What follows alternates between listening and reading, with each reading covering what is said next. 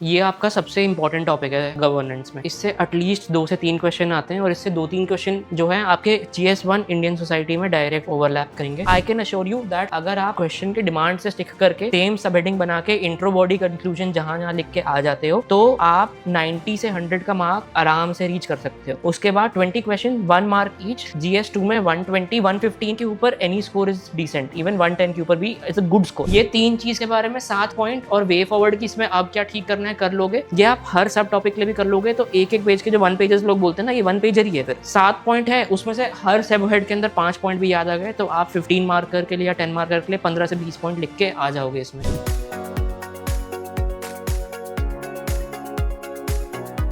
Policy contradictions among various competing sectors and stakeholders have resulted in inadequate protection and prevention of degradation to environment.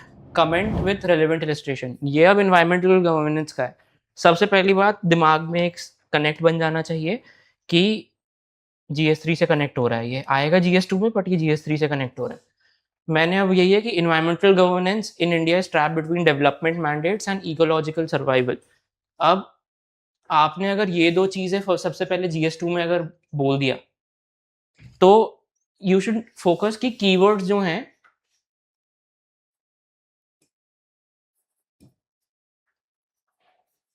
उससे आपका writing style improve हो रहा है।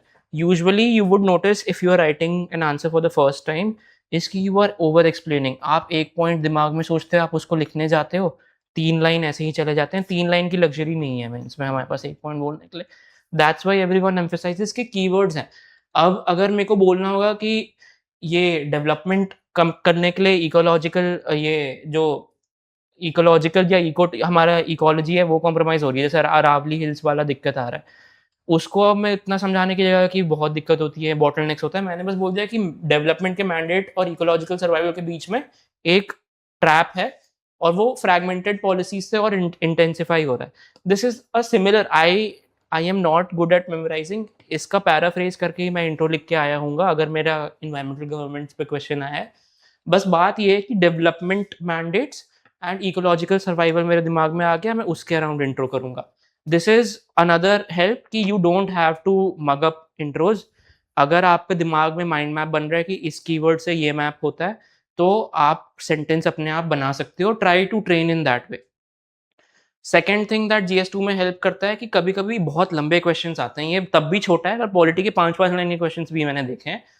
तो उसका वही है कि प्रोटेक्शन एंड प्रिवेंशन ये जो है उसका पहला पहला पार्ट है पॉलिसी कंट्रडिक्शन का जो फर्स्ट पार्ट में ही।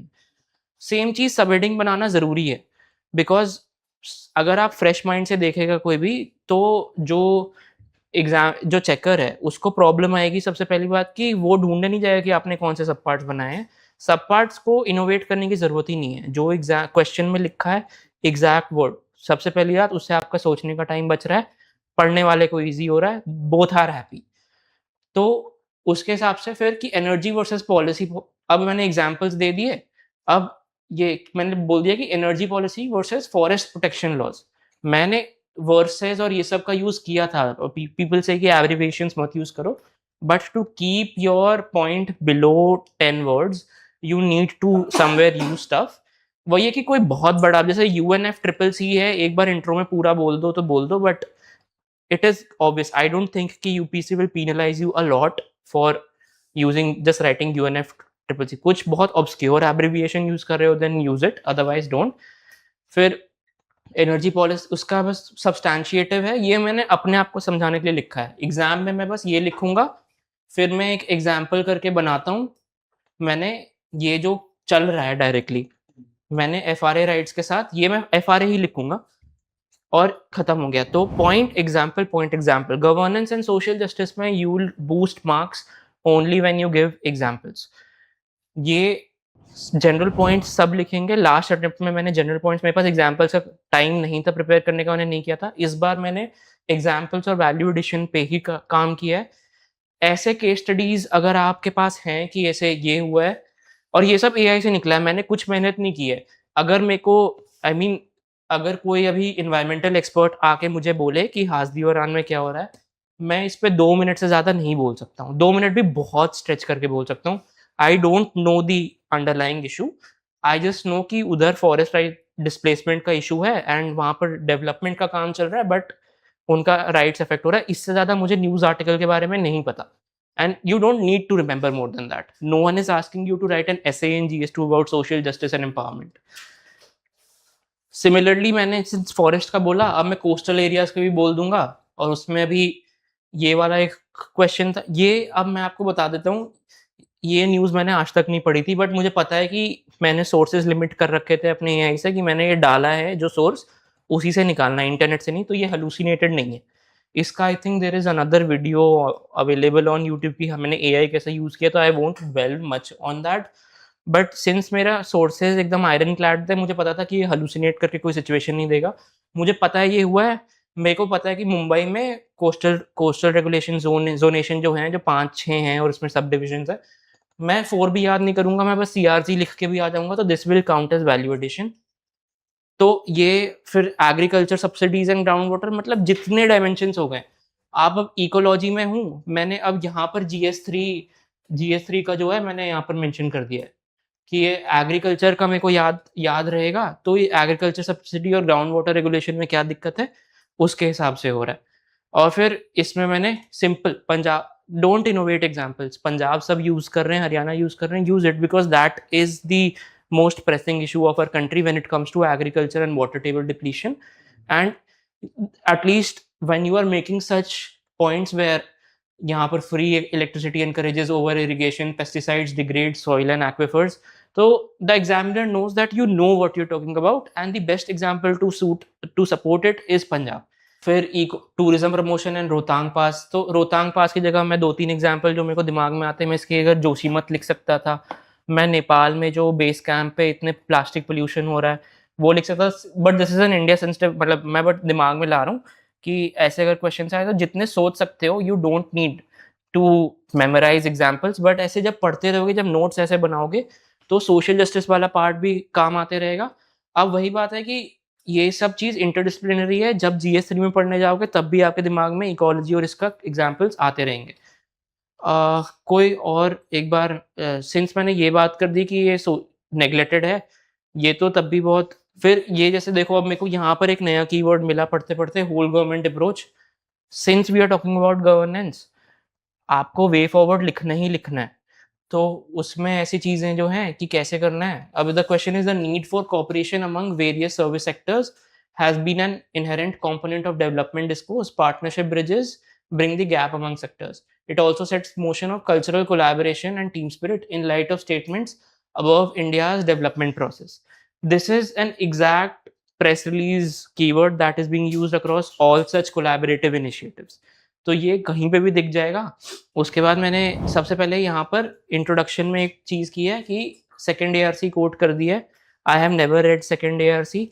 मेरे पास यही है कि मैंने उसको कमांड दिया हुआ था कि whenever you are trying to, wherever possible and suitable, second ARC, anything that or agriculture minister, or prime minister, or development ministers are quoting, उनके कोट्स अगर अवेलेबल हैं वो सोर्सेज में, तो वो या तो फिर डीओपीटी, ये सब जितने भी हैं रिपोर्ट्स, इकोनॉमिक सर्वे में अगर दिया हुआ है, वो सब मैंने अपलोड किया हुआ था। उससे ही एक इंट्रो बना के आगे उसका सोर्स लिख दो। तो इसने बोला development today is not the work of a single ministry but a coordinated multi sectoral synergy. ये सेकंड आर्क में डायरेक्टली लिखी हुई है।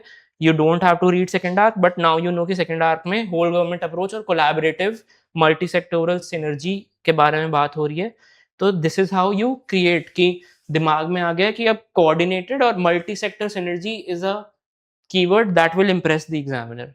तो मैंने इतना नहीं बताया कि कैसे, जैसे इन्होंने इन्होंने खुद इतना कोशिश किया है मल्टी सेक्टर इसको समझाने के लिए इतने लंबे में। मैंने मल्टी सेक्टोरल सिनर्जी, अगर मैं ये 3 लाइन को बस ये बोल देता कि there is a need for multi sectoral synergy in the current governance scenario, question तब भी बन जाता।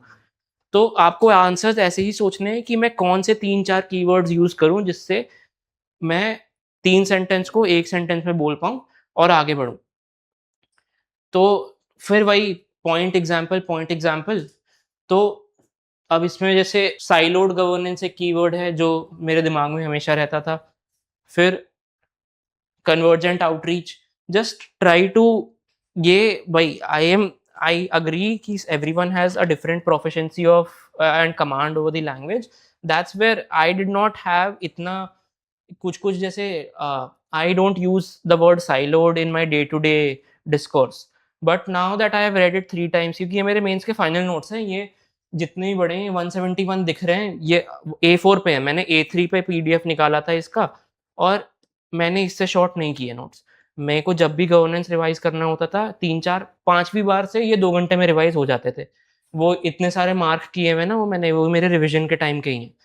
तो अ, ऐसे करके है। अब आंगनवाड़ी वर्कर्स का एक केस स्टडी आपको मिल गया, तो ऐसे ऐसे नोट्स बनाने हैं। कुछ के मैंने नोट्स बनाए थे। ये जो टॉपिक है ना, ये आपका सबसे इम्पोर्टेंट टॉपिक है गवर्नेंस में। इससे इससे एटलीस्ट 2 से 3 क्वेश्चन आते हैं, और इससे 2-3 क्वेश्चन जो है आपके GS1 इंडियन सोसाइटी में डायरेक्ट ओवरलैप करेंगे। जब मेरे को इंडियन सोसाइटी का कुछ भी डेटा या फैक्ट्स करने पड़ते थे, मैं ये वाला सेक्शन भी रिवाइज़ करता था, बिकॉज़ उससे बहुत ज़्यादा ओवरलैप है। एंड फिर मैंने वही है कि इसमें हेल्थ, एजुकेशन एंड HR जो है, बस ये 3 के सब हेडिंग बनाए। इंट्रो, कंक्लूजन क्या-क्या लिख सकते हैं, उसमें मैंने देख लिया कि हेल्थ का क्या होता है। एसटीजी 3 मैंने यही इंट्रो में लिख दिया है कि मेरे को याद रहे कि एसटीजी 3 हेल्थ। अगर मेरे को कुछ नहीं सूझ रहा हो, तो मैं हमेशा एसटीजी 3 के अराउंड क्वेश्चन के साथ टैग करके इसको मैं बना सकता हूँ। फिर मैंने डायमेंशंस, ये सब ना जो नोट्स हैं, ये एक्स फैक्टर से ही निकले हुए हैं। तो एक्स फैक्टर के अलावा 1-2 चीज़ें और डाली थी मैंने। इकोनॉमिक सर्वे में हेल्थ का सेक्शन डाल दिया था। फिर 1-2 मेरे को जो भी फ्रीली अवेलेबल मिला, मैंने उसी से बनाया है। फिर यहाँ पर आता है data. Data is one thing that I want to emphasise. जब भी आप सोशल एम्पावरमेंट और ये सब बोलते हैं, तो सबको लगता है कि ये बहुत सब्जेक्टिव है। हेल्थ ठीक करने के लिए, अगर if I can ask anyone, if I can ask you sir, कि आपको हेल्थ ठीक करना है, give me 1 point that government should do. हाँ, ठीक है, आयुष्मान भारत। अब हमें पता है कि आयुष्मान भारत चल रहा है, but all your peers will be appearing, उनको आयुष्मान भारत, जनऔषधि, बहुत कुछ, प्राइमरी हेल्थ सेक्टर। अब आयुष्मान भारत में कितना पेनिट्रेशन है या कुछ है, अगर उसका डेटा कहीं न कहीं यहाँ पर होगा। अगर मैं issues with public sector health care system में, मैं आपसे ही पूछता हूँ कि बताइए एक भी कोई इश्यू जो आपको पता है? पीएचसी नॉट फंक्शनिंग, ठीक है। तो अब अगर उसके लिए हम बोलें, तो ये वाला डेटा हम यूज़ नहीं कर सकते कि 70% हम लोग का रूरल एरिया में, बट 33 डॉक्टर्स हैं, इसलिए पीएचसी आर नॉट फंक्शनिंग। तो और ये डायरेक्ट एक रिपोर्ट है जो मेरे को मिली, मैंने हेल्थ मिनिस्ट्री के फैमिली वेलफेयर की उस पे गया, मेरे को एनुअल रिपोर्ट ये जो सबसे रीसेंट आरएचएस, मैंने वो डाल दी सीधे उस पे, मैंने पढ़ने नहीं गया। फिर हम लोग को हमेशा पता है कि public expenditure is a pain point, like, तो कितना परसेंट जीडीपी है, सब लोग लिखेंगे लो पब्लिक हेल्थ एक्सपेंडिचर। आप आगे अगर एग्ज़ाम्पल बना के ये फिगर बस याद कर लो, और बोल दो कि ये इकोनॉमिक सर्वे 2024 में लिखा हुआ है कि इतना ही है, तो 0.5 मार्क्स गारंटीड एक्स्ट्रा है इसमें। The thing is there are 20 questions, और आपको हर क्वेश्चन में बस 0.5 0.75 ही लाना है। Like I can assure you that अगर आप क्वेश्चन की डिमांड से स्टिक करके सेम सब हेडिंग बना के इंट्रो, बॉडी, कंक्लूजन जहाँ-जहाँ लिख के आ जाते हो, तो आप 90 से 100 का मार्क आराम से रीच कर सकते हो। उसके बाद 20 क्वेश्चन, 1 मार्क ईच। जीएस 2 में 120, 115 के ऊपर any score is decent, even 110 के ऊपर भी इट्स अ गुड स्कोर। तो वो 1 मार्क बढ़ाने के लिए ये है कि बस एक figure, and this is a very broad figure, like GDP में हेल्थ पे कितना स्पेंड हो रहा है, ये आप, अगर आप इंडियन सोसाइटी का एग्ज़ाम्पल लिख रहे हो कि विमेन का क्या चल रहा है, और उसमें आप 1 पॉइंट दो कि चैलेंजेस फेस्ड बाय विमेन में, कि they don't have health care access, and somehow you fail to recollect कि विमेन का कितना शेयर है, उस या विमेन को क्या-क्या फैसिलिटीज़ मिल रहे हैं फॉर हेल्थ केयर। तो उसमें हम सीधे-सीधे लिख देंगे, उसमें भी एग्ज़ाम्पल लिख दो, कि women are not getting adequate health care access because India की public health expenditure 2.1% of GDP ही है। एग्ज़ाम्पल कि बिकॉज़ ये, that is again a point, and you don't have to memorise कि हर चैलेंज की एक स्पेसिफिक डेटा पॉइंट करो। If you can, if you have that memory, well and good, but मेरे लिए I consider it not possible. तो वो interdisciplinary mind और एप्लीकेशन डेवलप करने के लिए आपको ये रिवाइज करके इसको ट्रांसलेट करना है। तो ये मैं एक डेटा मैं बता रहा था कि डेटा मैं ऐसे करता हूँ, फिर मैंने मेजर्स किए हैं। तो आपने नोटिस किया पहले मैंने स्टेटस किया, फिर मैंने डेटा पॉइंट्स, फिर इश्यूज़। अब उसको ठीक करने के लिए क्या करना है? तो ये आपने जो मेंशन किया प्राइमरी हेल्थ केयर वाला वो डाल दिया, एमबीबीएस ग्रेजुएट, यहाँ पर डब्ल्यूएचओ रिकमेंडेशन लिख दी। ये सब अब मेरे को याद रहेगा। फिर ईट राइट ये सब कीवर्ड्स एंड स्कीम्स के नाम से जो आपको नेम ड्रॉपिंग करने हैं। You don't have to explain कि ईट राइट इंडिया में क्या हो रहा है। जो चेक कर रहा है उनको पता है ईट राइट इंडिया क्या है, वो क्या कर रहे हैं। उसके अलावा फिर इंटीग्रेटेड हेल्थ फॉर्मेशन प्लेटफॉर्म, ये काम आएगा। Now a current focus of the government these days is digitisation, AI, as well as interconnectedness and seamlessness of the services a person or citizen is receiving. ये अगर आपके दिमाग में है, कोई भी स्कीम है, please try to relate it to AI और टेक। तो वही एआई टेक, उसको इसको सिंपली अब अगर जैसे है ना, कुछ नहीं दिमाग में आ रहा है तो complete digitisation under Ayushman Bharat, this is a good way forward too right and it is not generic like capacity building. मैं तो ये आप आई थिंक अब GS1 हिस्ट्री में भी अब अगर कल्चरल प्रेजर्वेशन एंड प्रमोशन की बात आएगी, उसमें भी एआई यूज हो रहा है to interconnect and introduce. Bhashini AI में 22 लैंग्वेज को एक्सपैंड करके अब कितने लैंग्वेज और डायलेक्ट्स में डाल रहे हैं। फिर ई टूरिज्म हो रहा है, a lot of AR VR is being used. वो सब याद करने की चीज़ नहीं है आपके दिमाग। जैसे मैंने बोला you are nodding, that means that you are aware of it. तो उसको बस एप्लीकेशन है कि भाई ये अगर दिमाग में रहेगा कि एआई से बनाया है तो एआई हर जगह यूज़ हो रहा है, उसको मेजर्स में जहाँ मेंशन कर सकते हो करो, it will always benefit you. तो अ, ये सब है गवर्नेंस का। और फिर मैंने लास्ट में बेस्ट प्रैक्टिसेस डाल दिया है, ये मेरा वे फॉरवर्ड में आता है। वे फॉरवर्ड का मैं एम्फेसिस और इम्पोर्टेंस अपने आंसर शीट्स में दिखा दूँगा आपको कि क्यों इम्पोर्टेंट है और क्या करते हैं। तो थाईलैंड का एक मॉडल है जिसमें आउट ऑफ पॉकेट एक्सपेंडिचर जो है वो कम हो रहा है। रवांडा में कम्युनिटी हेल्थ वर्क का मॉडल है। इतना ही लिखना है, मेरे को नहीं उसको एक्सप्लेन ही नहीं करना कि रवांडा में और क्या हो रहा है। फिर स्टेट लेवल भी कुछ गुड प्रैक्टिस है, वो मैंने निकाल दिया है कि केरला में क्या हो रहा है, तमिलनाडु में क्या हो रहा है, छत्तीसगढ़ क्या हो रहा है। ये मैं दिखा रहा हूँ कि पढ़ना कैसे है, मतलब सोशल, इसको नेग्लेक्ट नहीं करना है कि पॉलिटी में फोकस कर लिया, IR कर लिया, बीच में जो भी आ रहा है। आप नोटिस करोगे कि कम से कम 10 क्वेश्चन सिर्फ इसी सेक्शन से। तो 50% of the weightage of GS2 is governance and social empowerment and justice. वो हम लोग छोड़ के चले जाते हैं, मतलब छोड़ के कि बेयरली पढ़ लिया, एक कोई मैगजीन पढ़ ली, नहीं। उसको उसको मॉडल्स जितना एफर्ट हम लोग आर्टिकल्स केसेस में डाल रहे हैं, जितना एफर्ट हम डाल रहे हैं कि कौन सा इकोनॉमिक कोलैबोरेशन हुआ है इंडिया और श्रीलंका के बीच में, हम लोग इधर अपने मॉडल्स क्यों नहीं मेंशन कर रहे हैं। तो उसी से मार्क्स का एक इम्प्रूवमेंट और बूस्ट आता है। फिर Ayush was a keyword that was buzzing around, तो मैंने इसके लिए एआई में डाल के फटाफट भाई क्या फीचर्स हैं, मेजर चैलेंजेस, एक एक टेम्पलेट बना लो, इससे ज़्यादा जानना ही नहीं है। गवर्नमेंट स्टेप्स, ये 3 चीज़ के बारे में 7 पॉइंट और वे फॉरवर्ड की इसमें अब क्या ठीक करना है कर लोगे। ये आप हर सब टॉपिक के लिए भी कर लोगे तो एक-एक पेज के जो 1 पेजेस लोग बोलते हैं ना, ये 1 पेजर ही है फिर। 7 पॉइंट है, उसमें से हर सब हेड के अंदर 5 पॉइंट भी याद आ गए तो आप 15 मार्कर के लिए या 10 मार्कर के लिए 15 से 20 पॉइंट लिख के आ जाओगे इसमें।